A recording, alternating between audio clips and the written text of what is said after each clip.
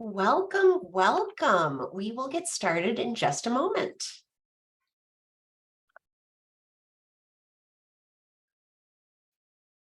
Oh, wow, these are really nice graphics.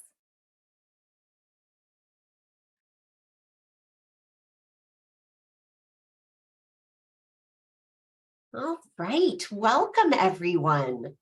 Thank you so much for joining us live for today's Lunch and Learn, Citizens Assemblies, putting governance in the hands of everyday people. And thank you to everyone who's watching the recording on YouTube. Citizens Assemblies are an approach to political decision-making that places influence directly in the hands of everyday people. In a citizens' assembly, a panel of randomly chosen constituents convenes to hear from experts, to deliberate, and to ultimately make policy recommendations on a particular issue. This is a system and a process that's used for national decision-making in multiple European countries, and there is more and more attention on citizens' assemblies for their potential to fulfill two key promises: to facilitate well-informed political decisions and to increase public trust and investment in our democratic institutions.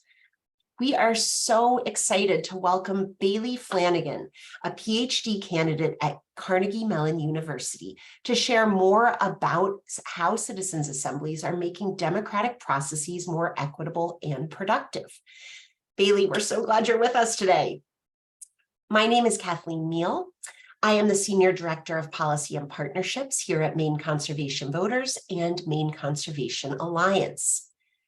Our organizations represent more than 13,000 members and supporters dedicated to protecting Maine's environment and our democracy. MCA does that through education, collaboration, and advocacy, and MCV by influencing public policy, holding politicians accountable, and winning elections. Since 2020, this weekly online Lunch and Learn series has helped us advance all of those goals, creating a shared space to explore Maine's environmental and social history, our policy priorities, our climate action movement, and more. A few notes before we dive in today. You will hear from our speaker first, and then we'll tackle your questions in the Q&A session at the end. You don't have to wait, though. You can send your questions to me through the chat whenever they occur to you, and I can keep track of them, synthesize those with similar themes, and ask as many of them as possible following the presentation. We ask that you not message speakers directly, as we want their focus on the presentation, not the chat box. If you have any technical difficulties today, Will Sedlak can help you out. Just message him through the chat. This event is being recorded, and the video will be posted on our website later this afternoon. You can also find recordings of all of our previous programs on YouTube, where there are a bunch of playlists to help you focus in on particular topics. Thank you all for joining us. And Bailey, I will turn things over to you. Okay, sounds great. Thanks so much, Kathleen. I will share my screen and make this like a little bit smaller. Okay. Cool. Okay. 1 second. Sorry, let me actually fix this little box. Sorry. All right. Great. Oh, it keeps on moving. Okay, there we go. Sorry, technical difficulties. We're ready to go. Okay. Oh no, the little thing moved. I'm so sorry. Okay, there we go. Now it's fine. Okay, hi. Okay, great. My name is Bailey Flanigan. I'm a PhD student at Carnegie Mellon University in my final year, which is located in Pittsburgh, Pennsylvania, so not too far from Maine. I'm from Wisconsin originally, as you can see on the map, which is where my interest in democracy started, being from a purple state. And today I'll be talking about citizens' assemblies, which Kathleen gave a great introduction of. And really, I think the punchline of citizens' assemblies is involving everyday people in democratic decisions. So thanks so much for having me, and let's get started. So in this talk, I'll be presenting some things related to research that I've done, but this research was really done in collaboration with a lot of other great people from all over the US, and Brett, who's from the UK. So these are some of my wonderful collaborators. And so with that, I'll start by kind of talking about the motivation for a new way of thinking about how to make collective decisions. So you can find statistics like this anywhere by just Googling. So I'll just put a few up on this slide. But in general, the state of democracy is not the best right now. People tend to distrust the government. And there's a lot of statistics. Some of them are right here. In 2015, for example, the Pew Research Center reported that only 19% of people trust the government most of the time. But you don't really need to look at statistics to see this. You just have to kind of look at the public sphere. So you see these two signs. I'm sure you've seen signs like this before. The left sign is actually from a left-wing protest, and the right-hand sign is from a right-wing protest. So this is on both sides. People are kind of disavowing the leadership that they see in power. Another problem with the current state of democracy is that the lack of direct access to power by citizens is replaced, or direct access is replaced by like a filtration process, elections, which results in like really skewed levels of representation for different groups in society. And you can see this picture showing the racial composition of the Senate over time. This ginormous beige area is the fraction of the Senate that's white. So this lack of representation and lack of fair representation is another problem that I'm going to talk about today. And so the solution that I'll tell you about is to have everyday people selected via lottery making decisions, or at least informing decisions made at municipal, state, maybe even national levels. And just to give you a sense, I mean, this might sound kind of crazy. I think it sounds really crazy to a lot of people when they first hear about it. But this is a survey that was done by a reputable survey company called Survey USA. And they asked people whether they would prefer having everyday Americans selected in the lottery to elected politicians in Congress. And 65% of people said that that would be either better or much better. So there is some political will for this idea. And as I'll show you in a few slides, this idea is really taking off around the world. But first, let me just tell you like what exactly is a citizens assembly. So a citizens assembly begins when the government is faced with like kind of a thorny policy question that has a lot of like ethical trade-offs and dilemmas and complex information. So one example for the context of Maine might be, how should solar subsidies work in the state of Maine? So one facet of this policy might be like, how should we compensate consumers for installing solar panels on their house? And so we really want to represent the views of the population of Maine and how we make this decision. And so we might do that by giving like fair and direct access to power, like just maybe letting, for example, all of these people just vote. That would be one way of giving just completely direct access to power. We also want well-informed political decisions. And because people are not paid to like constantly research all of the issues that come up, they aren't going to be informed completely about the political decisions that need to get made. And so direct voting by everyone is kind of like a tricky solution, because it might give us the first goal, but it won't give us the second one. And so instead, what citizens assemblies do is they say, okay, let's randomly select a panel of people. And this panel will be pretty small, like between 25 to 150 people, and they'll be compensated for their participation in this process. So this panel will convene and they'll get together and they'll learn from experts. And this is a pretty long process. They'll do this for like maybe 2 days or something. And then they'll spend another 2 days talking to each other about the issue in like a moderated context, which I'll tell you like a lot more about later in this talk. But through this process, they're learning from like balanced experts and they're considering each other's perspectives. And then finally, at the end, they'll come to a policy proposal. And so in this talk, what we're going to be kind of trying to understand is, how do we design this process in order to really realize both of these goals at one time? And I'll specifically focus on 2 steps in this process. The first part of the talk will be about the random selection of a panel, and the second part of the talk will be about the process of designing this stage where people deliberate with each other. And both of these are kind of like the hallmarks of a citizens assembly. So before I talk about that though, I'm just going to give you a sense of how quickly citizens assemblies are moving into the public eye and how widely they're used. And so I'm going to be giving you some examples on this map of national level citizens assemblies that have been done over the past like 15 years. But there's also like hundreds and hundreds more, and you can find them online on participedia.net if you're interested, that are just being done at like all levels of government. So here are some national ones though. So I think in 2009, Australia had an assembly asking how the political system could be strengthened to better serve its people. There's a lot in Europe about climate, gay marriage, abortion, climate again. France just recently ran a national level assembly on whether they should allow assisted dying. Macron has been a big proponent of citizens' assemblies.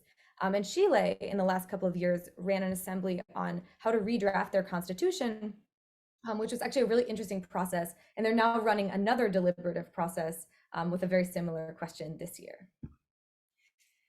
These are some organizations that are running dozens of assemblies each year across the world.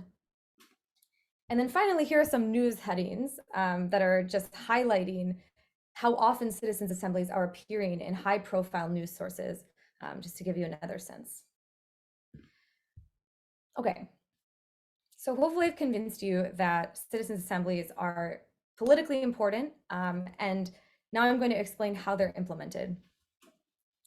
So first, we're going to start by talking about the process by which we're selecting this panel. And this is like such an important step to whether this process really as a whole is considered legitimate. Because if you imagine, like, if I'm a person in the population and someone just sort of handpicks the panel, I'm not really going to trust the panel's decision at the end because I don't really feel like the panel was like chosen fairly. Maybe I have no idea how it was chosen. And so I don't really trust the panel to necessarily represent my views. And so the design of this step is really important for the legitimacy of the process and the public's trust in its outcome. Oh, sorry, I'm having trouble advancing my slides. There we go. Okay, so the selection process really has two core goals that we're going to start off with. The first goal is, and let me actually go back, sorry, there we go, the animations are skipping ahead. Okay, so the goals of the selection process. So the high level process is that we're going to go from the full population, we're going to do something random, and we're going to produce a panel of like 100 people, let's say. And the first goal that we have for this process is representation. So what you see here is this little pie chart, which is kind of like a pictorial representation of the demographic composition of the population. And what we would like is for the panel to look demographically like the population so that groups in the population feel that their interests are being represented in the conversation on the panel. The second goal that we have is equality. And what that means is that everyone in the population should have an equal chance of being chosen for the panel. That way, it's truly like everyday citizens are being included. There's no funny business. Everyone is just, it's essentially like an actual lottery. And so the question is, why don't we just run a lottery, just like the Powerball, basically, just randomly draw people out of a hat until we have a whole panel? This would give us basically representation because when you randomly draw in that uniform way, you're going to get a group that looks very similar to the population. And you're also going to clearly get equality because everyone has an equal chance of being chosen out of the hat. The problem with this is that there's self-selection bias. And this is a concept, even though the word is complicated, the concept is quite simple. It's really that if we were to let's say we sent out letters to a bunch of random people, and this is our lottery, let's say we just draw them out of a hat and we invite them by letter. What we're going to get is that the people who actually agree to participate are going to look very different from the underlying population. So I'm giving you an example here. Let's say that the lightest green is the least level of education, the middle green is medium level of education, and the darkest green is the highest level of education. What you see in this pie chart is that the light green is way less of the circle, way less of the pie than in the population. And that's because typically in assemblies, people with lower levels of education tend to volunteer to participate at way lower rates. And so if we were to just run a lottery, our panel would really underrepresent people who have lower education. And this would not be a good outcome because those groups have really important interests in a lot of issues that might be different from groups with higher education. And so we can't just run a simple uniform lottery and achieve our goal of representation. Because if we do, the representation will be really skewed. And so what we're going to basically do is we're going to do something a little bit more complicated. We're basically going to try to get representation exactly using quotas. So we're going to still achieve this like exact pie chart with 3 equal parts, but we're going to do it without giving everyone exactly equal chance of selection, because it turns out that it's actually impossible to get both of these goals at once, but representation is considered to be the most important in practice. So we're going to ensure with quotas that we're going to make sure that the panel is representative of at least, a set of like 7 or 8 really key demographic groups like education level, race, gender, geographic location, often political position. And then subject to that constraint that we're going to make sure that we have representation, we're going to give people as equal a chance as possible of being chosen for the panel. And so the question is, we have this process now, and the process in practice really does look exactly like this trail of green pie charts. We start with the population, we send out a bunch of invitations, we get our pool of volunteers, which may look nothing like the population, and we need to choose a set of those volunteers that will form a panel that looks demographically like the population. And in the process, we're going to try to give the volunteers as equal of a chance as possible of being chosen. How do we do that? That's kind of like the big question. And this is a subject of computer science research. I won't go into the solution because it actually involves quite a lot of math. But in our paper, we think about this problem a lot. And if you're interested, I'm happy to send out the link to the paper. But this is an algorithmic problem that our work solves for how to choose this panel randomly, but still achieving representation. So we get both of our goals with this algorithm. Our algorithms have also been deployed somewhat widely. So you can see here at the bottom left, we have this website called panelot.org, where our algorithm is completely open sourced. So if you're interested in running your own assembly, it's pretty easy to use it. You just have to upload a spreadsheet, and then you can actually run our algorithm and choose an assembly randomly. So I encourage you to try it if you want. That's not the call to action, but if you're interested, go ahead. But our algorithm has also been deployed by several of the organizations I showed you before that are deploying these assemblies in practice around the world. And I think a kind of exciting thing that's come out of this work, as you can see in this video, this is from an assembly in Michigan on COVID in 2021. And what's happening here is a panel of participants is being chosen through an actual uniform lottery. And I know I told you that we couldn't use a uniform lottery, and we can't in the way that I described it before. But if you do some more math, what you can do is you can kind of take the really messy math that goes into choosing the panel randomly and kind of change it around a little bit to enable you to choose the panel according to this like specific process of drawing balls out of these lottery, what are they called? Bulbs? I don't know. Anyway, so what this gives you is kind of an element of transparency, because it allows people to see, for example, you can weigh the balls on a scale, you can watch the person live choose the panel.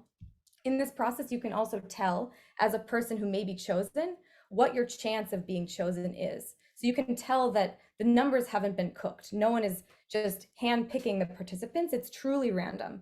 And people who may be participating or may just want to validate the process as part of the population can do so by watching it live. So this is a third goal of the selection process. Okay, so that was the random selection portion. And now we're going to talk about the deliberation portion. So to orient you in the process, we had our population, we randomly chose our panel, they've sat down for a couple of days and they've learned from experts on the topic, and now they're sitting down to talk to each other about what they think should be done. Okay, and so what you should be picturing when you think about democratic deliberation is something like the picture on the left. So you see all these people sitting around little tables, they're currently raising their hands about something, but in general, they would be talking to each other. And I've sort of extrapolated this into a little diagram on the right-hand side of the slide. At each table, there's typically a moderator, which is making sure that the conversation is going well, it's inclusive, it's moving, it's on topic. And there's a lot of different design choices that can be made in the process of deliberation. And it's actually, there's quite a lot of heterogeneity across how different groups will run deliberations, but I'll give you a couple examples. Sometimes people will be rotating between tables, or sometimes people will actually be at the same table for the entire time. Sometimes the moderators will be really involved, asking questions and prompting participants, but some people believe that actually that's not the right way to do it, and moderators should participate as little as possible and just make sure that the conversation keeps moving. But one core idea about deliberation, why it's so useful, is that people are communicating about which policy is better through reasons. And these reasons are derived from the information that they heard at the beginning. Maybe they're their own experiences, but instead of just saying, I think policy A is best, they're having to articulate their own reasoning through this process and having to justify that reasoning to others. And this is one of the core reasons that deliberation is such an important feature of this process. Sorry, totally lost my train of thought. Because for the first reason, it's pretty hard to manipulate this process, because if you have to justify your position and other people have to believe you in order for your position to kind of be uptaken and disseminated, it means that everyone's ideas are just constantly being evaluated. But another benefit is that people's opinions are being filtered through this process individually. And so when you vote without any kind of deliberation, maybe you're voting based on like a knee-jerk reaction or something that you recently saw on TV, or there's a lot of shocks that can kind of make your opinion not very well reasoned. But if you've gone through this whole process, there's this process of like opinion filtration where your political opinions may align more closely with your values after the process. And this is one of the reasons that we think that this process may be able to achieve more well-informed decision-making, despite the fact that these people are not lawmakers, they aren't elected, is this key idea of like deliberation through reasoning. And there's a lot of research about what conditions deliberation cultivates for among participants. So I think probably a lot of you who have talked to each other about political issues before can guess some of these things. But some of the outcomes of deliberation include empathy for outgroups. So maybe groups whose interests they weren't previously aware of, or maybe groups that are sort of whose interests are chronically underconsidered. Many people will be developing empathy for those groups' interests.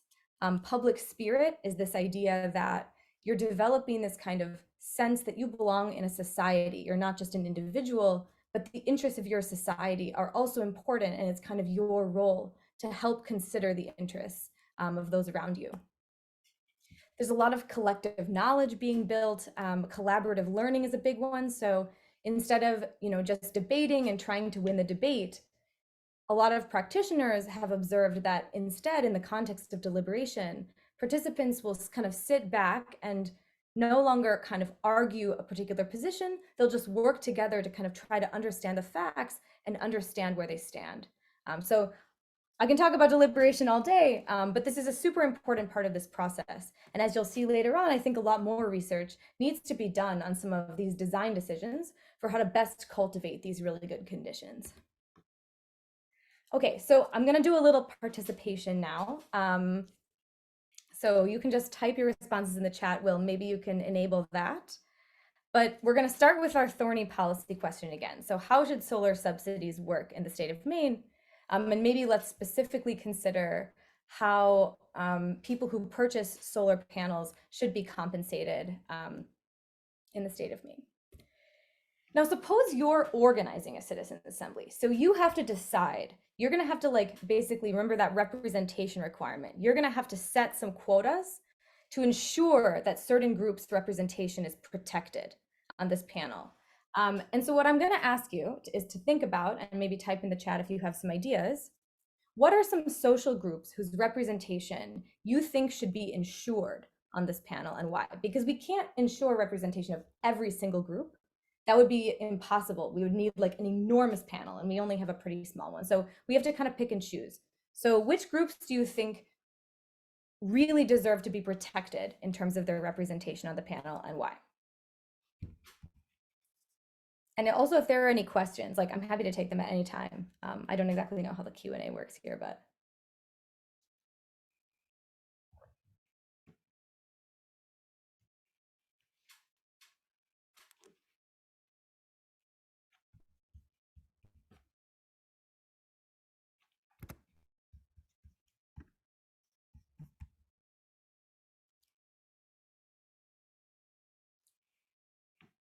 Okay, cool. Yeah, this is a great point.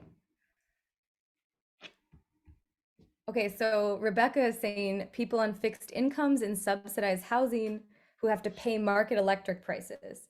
Yeah, they seem like pretty affected by this decision. Homeowners, retired or poor, low income mainers. Okay, cool. Anybody else?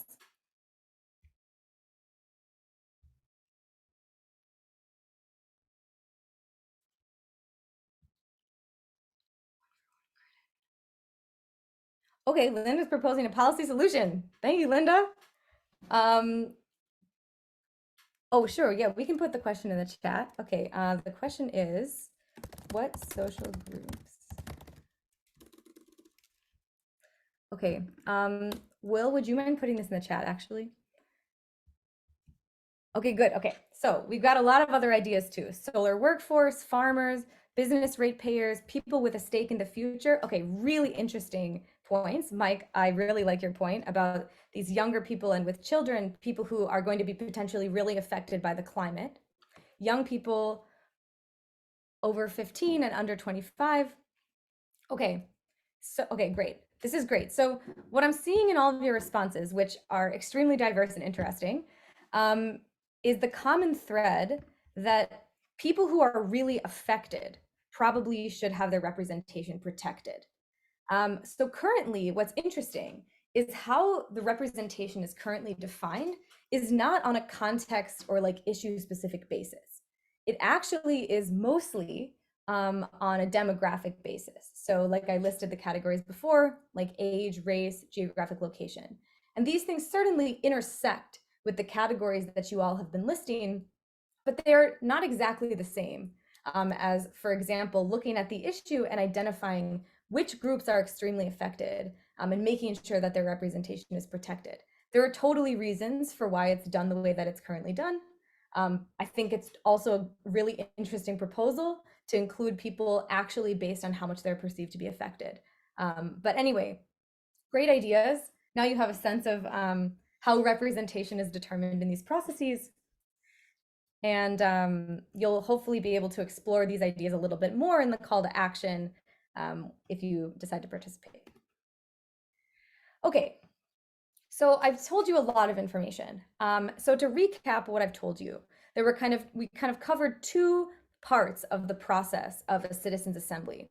We started from the population, we talked about how we randomly choose that panel, and we talked about three things that you might want out of that process of choosing participants: representation, equality, meaning that everyone in the population gets a fair chance of participating, and transparency, which means that everyone in the population can kind of understand without like a detailed understanding of probability or math that they have a reasonably fair chance of being chosen.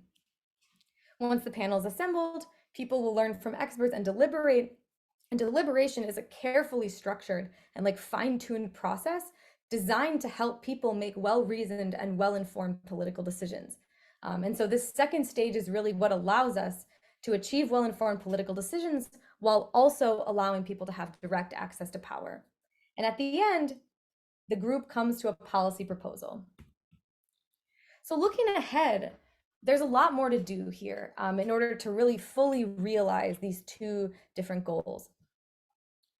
And I think that this is especially true as citizens assemblies grow more popular around the world, because as they become higher and higher profile, the problems that can arise may change. So I'm going to add a goal here called non-manipulability, and I want to explain what that means. So let me give you an example. Suppose we're running a panel on climate change, and we really want to make sure that the panel represents people who really strongly believe in climate change, but also represents people who really don't believe that climate change is real.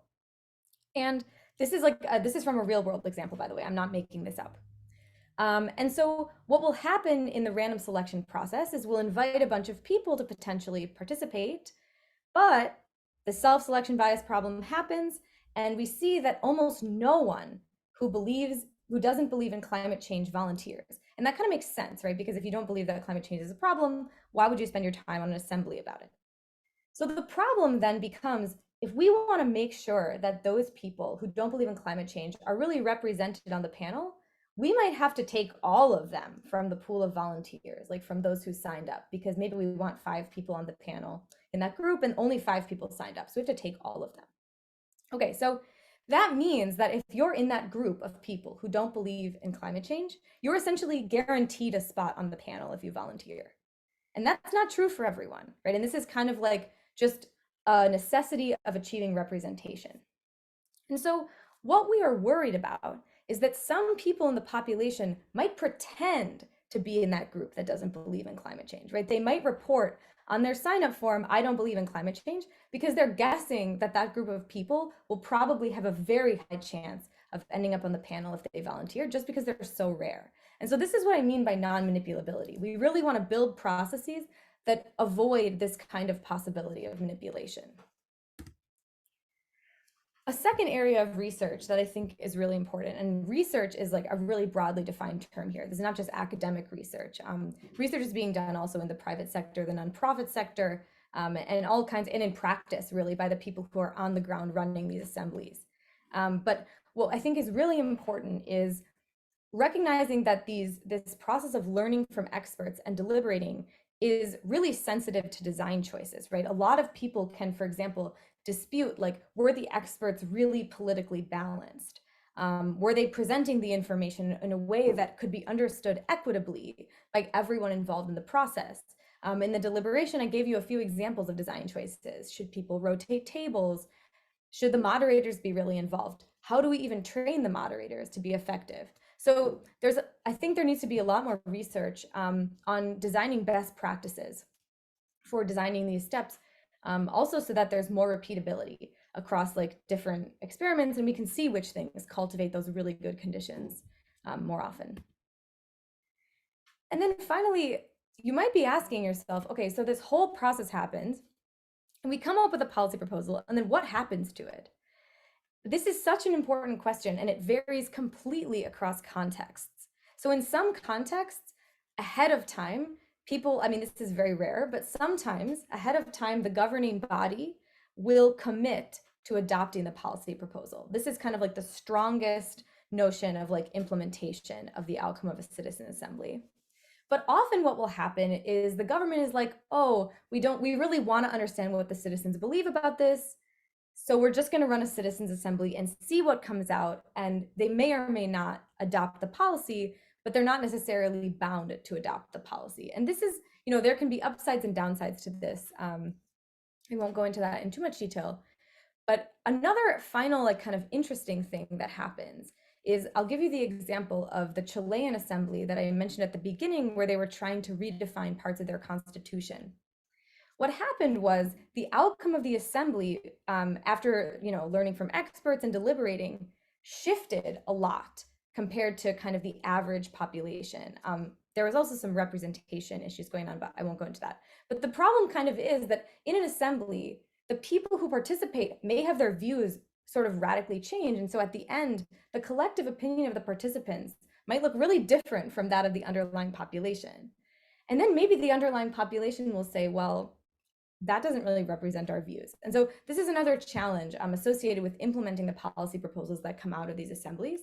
But it's also, in another sense, kind of promising, because it's showing that this process of learning and deliberating really does actually change people's views.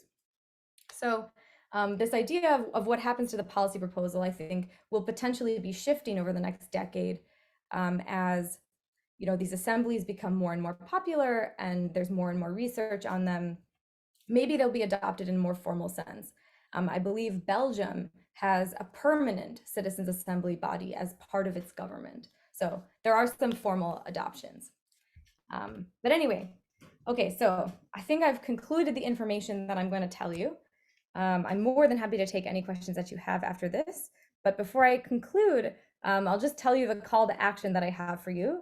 So if you're interested in getting your hands dirty and some of this deliberation business, get together with a group of friends and deliberate on an issue that's important to you. And in the email that gets sent out, there will be a list of potential issues, but you can also think about your own. And for your chosen issue, I want you to kind of think about the following questions. What are some key policy alternatives that would be worth considering? Try to come up with like a pretty diverse set of policy alternatives. What lived experiences do you have that inform your opinion over these policy alternatives? How might others' lived experiences be affected by the policies you're considering? You were already doing this when you were thinking of which groups deserve to be protected in the issue of solar subsidies. And then finally, what perspectives are you missing among those participating? And how might that affect your deliberative process? So this is kind of getting at the effects of representation on how the deliberative process actually goes and why how it's defined is so important. And so with that, I will take questions. Thank you so much for having me. Thank you so much, Bailey. Oh my goodness, this is so interesting. And I really appreciate that fascinating call to action. A reminder, when you when you receive the follow-up email later this afternoon, you'll find a link to the recording and those instructions that Bailey just shared about how you might be able to implement this on a small scale in your own dining room or own community. So we would love to hear how it goes. If you take that challenge and report back, we will make sure Bailey hears about it, and we would love to hear about it too. So thank you. We have a bunch of terrific questions. You can keep sending questions to me through the chat, and we'll do our best. The first thing that I want to start with, Bailey, is there's something about this that sounds familiar, and I think it might be jury duty. Is that a wild comparison, or is that relevant? No, that's an excellent comparison. So it's similar to jury duty in some ways. Everyone participates, or at least has a potential to participate. And there's like a deliberation component as well. But one enormous difference is that jury duty, there's this process by which jurors are filtered, which is not at all random. And in fact, it's like very correlated with like certain features of people. So basically, a key aspect of citizens assemblies is that everyone has a fair chance. And that's actually not really true on jury duty because of this filtration process where lawyers can choose to remove certain jurors. The other thing is that juries are not required to be demographically representative. And there's just kind of like a random selection process. And so you do have self-selection bias, right? People can say, I can't participate on that. And there's certainly a demographic skew in who is saying that. So you're right that it's totally similar, but it's not exactly the same. That's a really helpful comparison too. Thank you for pointing out those differences. And as somebody who has really wanted to be called for a jury and never has, I'm putting my plea out to the universe. I want the opportunity. So thank you. Maybe you'll get to sign up for a citizens assembly. Yes, yes. So when we think about that, the balance of the demographics and the sort of perspectives and communities, all of those things, where are the limitations? And I'm thinking particularly about the Supreme Court indicating that we can't use race, in college admissions. Would that impact the use of race as a demographic tool in a citizens assembly, or should we just try it and see how it goes? Well, I am guessing that the latter is what will happen. But I think, okay, I'm not a legal scholar. I don't really know what the purview of that ruling is.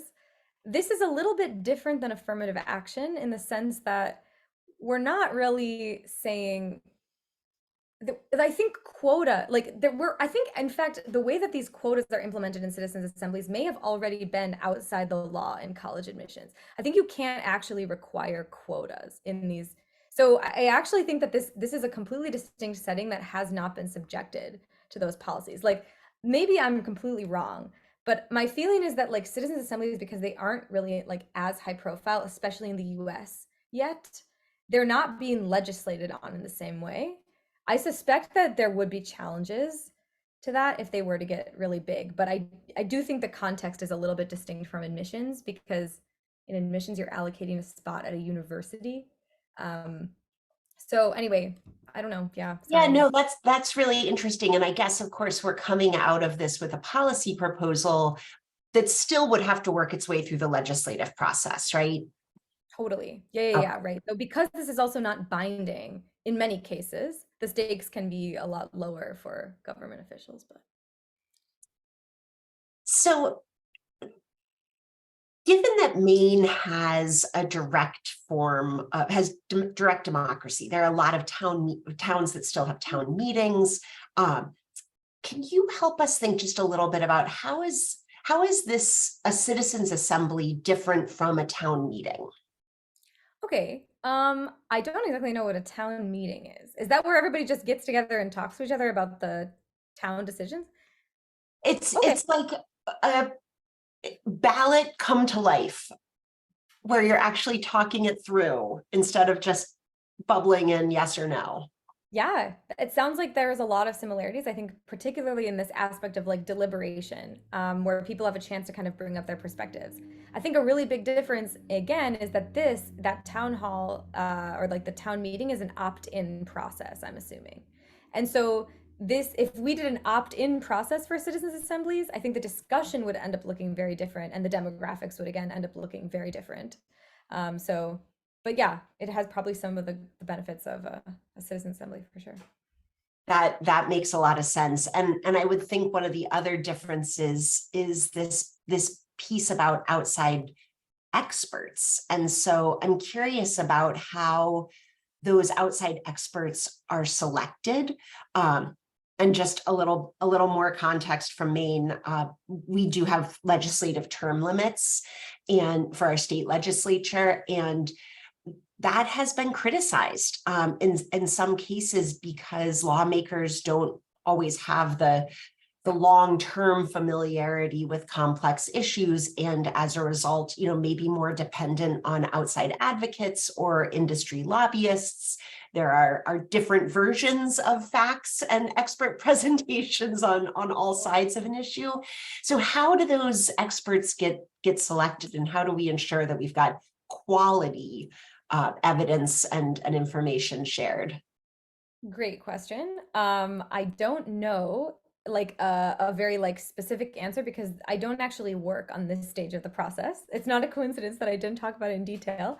But I actually think there's just a huge amount of heterogeneity because the groups that are organizing the assemblies, I believe typically they in-house kind of find the experts.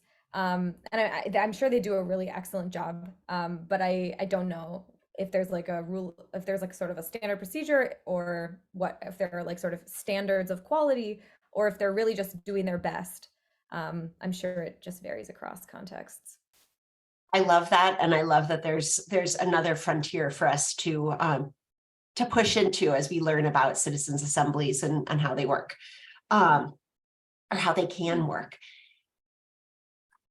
As someone who started my career as an elementary school teacher, I am really excited to see this evidence that learning and discussing and deliberating is transformational, right? That people's opinions change throughout the course of this process, and their understanding is deepened. So how can we extend that or build on that or share that experience beyond the folks who are in a citizens assembly to just build a more informed electorate overall? Another amazing question that is very hard.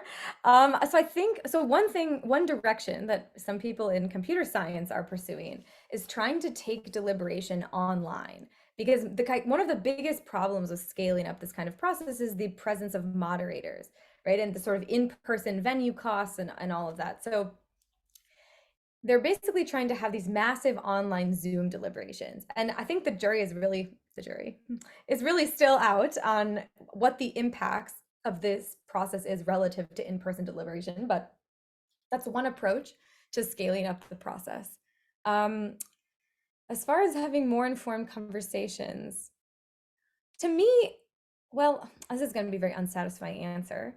I think for me, learning about the process of deliberation has already been quite helpful in having more productive conversations with other people.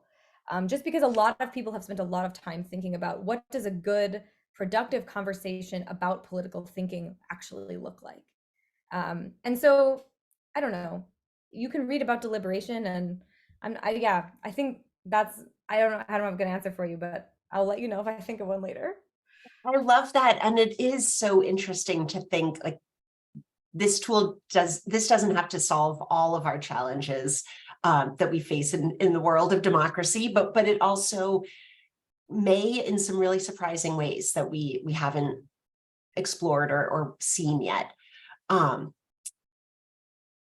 It also, I'm noticing that it sounds like there are a lot of people working and thinking about different parts of this process. And so Bailey, would you tell us about you and how did you get drawn into this work, and what is it about this part of the process of citizens assemblies that is so interesting to you? Okay. Yeah, so I started working on this, I think out of the kind of the similar frustrations that I was seeing at the beginning, or that like I was seeing talking about the beginning of the talk. I just felt like the government was not representing people's views. There's all kinds of incentives beyond just, listening to your constituents and trying to replicate their views as closely as possible. And even when representatives do try to do that, it's a very hard problem to figure out what do constituents really believe, because they may not really be that informed about every issue. There's all kinds of propaganda that can be influencing people's beliefs. And so I started to notice when I was teaching a class actually that students, when they would deliberate with each other on difficult topics, would come out of the class really affected by the material. They would be like, saying things like, I've never really thought about that before. Like it seemed to reach them much better than just kind of reading information or something like that. And so I was already working on citizens assemblies at the time because my group was thinking about the random selection process. But seeing this deliberation in action made me start to really be convinced that citizens assemblies can actually have a really big impact on how people reason about political alternatives and how well they can make collective decisions on behalf of their society. So then I got really excited about citizens assemblies and started thinking about deliberation, which is the second part of this. And I'm really actively working on that right now. So it's like a short version of how I ended up here. Thank you. It's always fascinating to have that story of, how did you get interested in the thing that is so interesting? So thank you for sharing that. Um, have you heard feedback about, from people who have actually participated in the citizens assembly process? Like just what do they report on the other side of it? So I've never talked to anyone. I think the identities of participants are like somewhat protected. Like I don't think I could just reach out to them, but they do publish reports in various forms, maybe sometimes like anecdotal evidence, quotes, or like actual statistics on how people's opinions change. I would say the closest example that I have is watching an excerpt from a why can I not think of the word documentary? I kept thinking the word democracy, common problem in my brain. A documentary that's currently being made by a group called Of by Four, which ran the assembly that I mentioned in Michigan on COVID in 2021.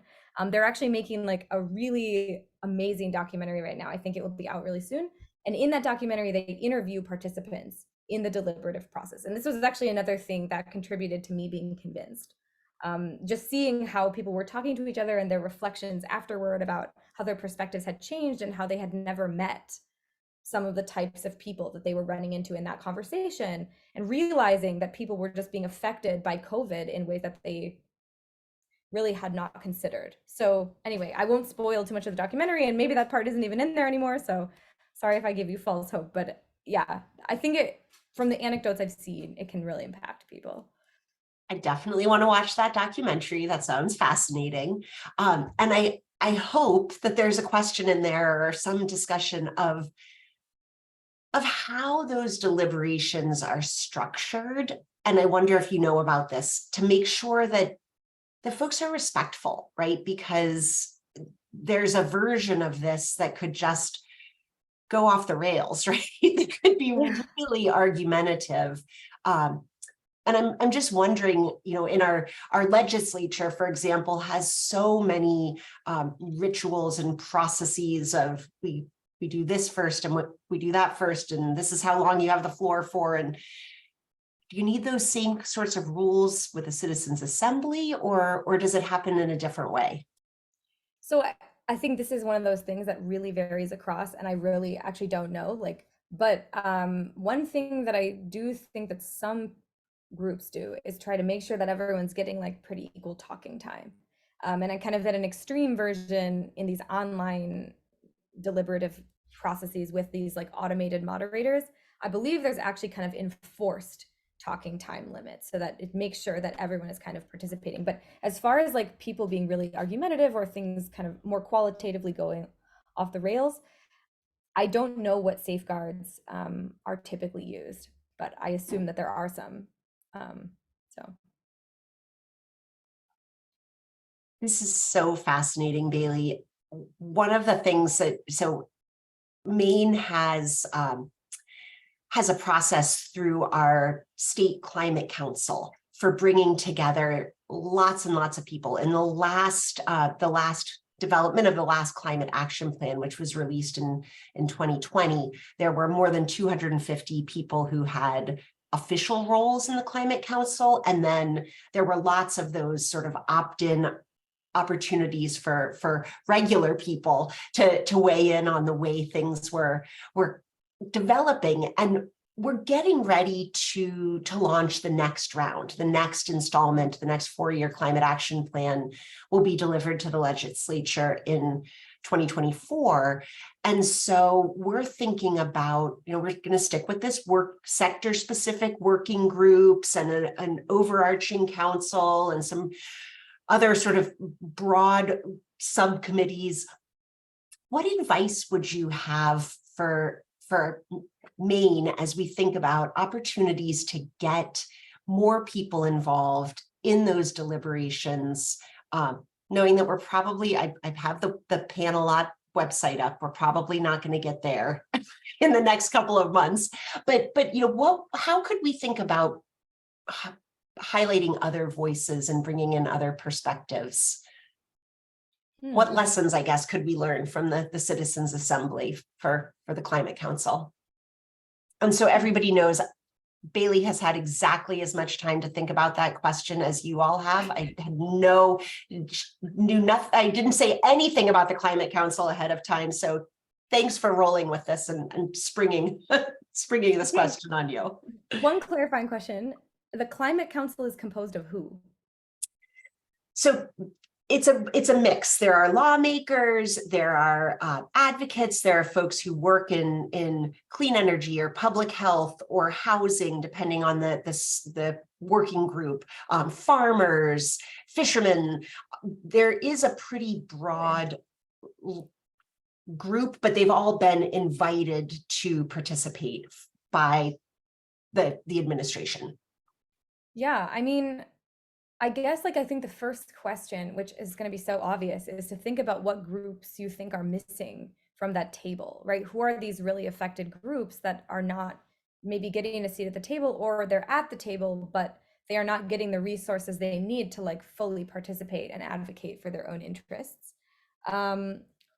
Thinking about how the discussion is carried out is another, it's extremely important design parameter as to what kinds of outcomes will come out of it. The other thing that I kind of like about citizens assemblies is they can also be kind of used as a sort of pulse check. So for example, if this climate committee comes up with a policy proposal and you kind of want to understand, is this consistent with informed public opinion? Running a poll might not give you informed public opinion, but running a small citizens assembly where you can control the representation kind of in a different way and get a different balance of people, and then see what they think of that policy proposal might be another way to kind of audit that policy proposal and make sure that it's consistent. And I would like to add that there's a lot of other kinds of deliberative processes besides citizens assemblies that might be more useful for this purpose. Like there's deliberative town halls where there's some lawmakers or leaders from different sectors, and then a lot of people from the population talking with the lawmakers. So it's like a sort of not hierarchical in like a bad sense, but just sort of like different levels deliberation across levels. That's what I meant to say.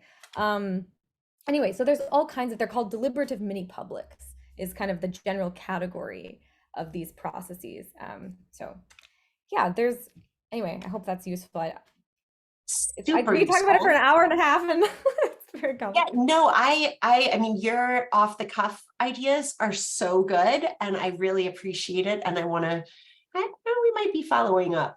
I have a feeling many of us will have things to chew on as we take this away and maybe run our own citizen assemblies in our own dining rooms over the weekend. And really, really grateful to you, Bailey Flanigan from Carnegie Mellon University, and to all of you for joining us today for this conversation.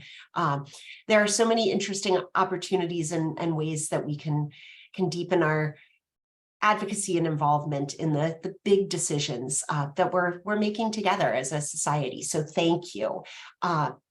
You will all receive a follow-up email later this afternoon with those advice and instructions for trying this out at home. We'd love to hear how it goes, and would love to hear more from you, Bailey, as your research and your work progresses. So a million thanks to all of you, and I hope you have a wonderful rest of your day. Thank you for joining us, and we'll see you in this space again soon.